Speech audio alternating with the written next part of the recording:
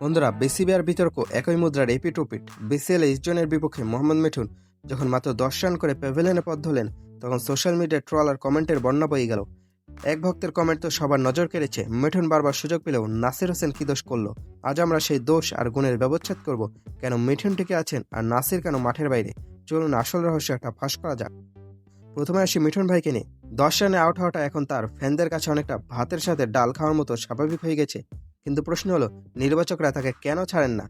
আসল কারণটা হলো বিসিএল এর দল গঠনের সিস্টেম। বিসিএল মানেই ৪টি জোন: নর্থ, সাউথ, সেন্ট্রাল আর ইস্ট। মিঠুন সাহেব খেলছেন সাউথ জোনের হয়ে।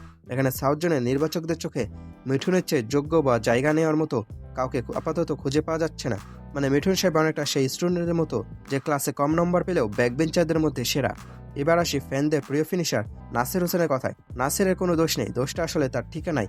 নাসির হোসেন পরে নর্থ জোনে, আর এই নর্থ জোন মানেই হচ্ছে বাংলাদেশ ক্রিকেটের নক্ষত্রদের মেলা। সেখানে সুযোগ পাওয়াটার জন্য যে লেভেলের লড়াই করতে হয় সেটা অনেকটা বিসিএস পরীক্ষার চেয়েও কঠিন। নির্বাচকরা মনে করছেন নর্থ জোনের বর্তমান স্কোয়াডে যারা আছেন তারা নাসিরের চেয়ে ভালো ফর্মে বা বেশি কার্যকর। সোজা কথায়, মিঠুন যে জোনে খেলেন সেখানে প্রতিদ্বন্দ্বিতা কম, আর নাসির যে জোনে আছেন সেখানে কম্পিটিশন আকাশচুম্বী।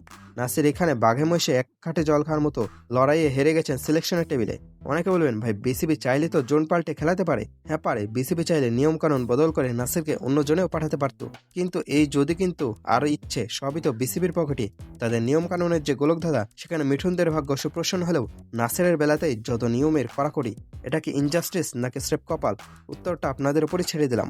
দিন শেষে ক্রিকেটটা পারফরমেন্সের খেলা হওয়া উচিত ছিল, কিন্তু মাঝে মাঝে এটা জোন আর সিলেকশনে গেম হয়ে দাঁড়ায়। মিঠুন ১০ রানে ফিরলে রাগ লাগাটা স্বাভাবিক, আর নাসিরকে বাইরে দেখলে কষ্ট হওয়াটাও অস্বাভাবিক নয়। আপনার কি মনে হয়, নাসির কি অন্য কোনো জোনে সুযোগ দেওয়া উচিত ছিল?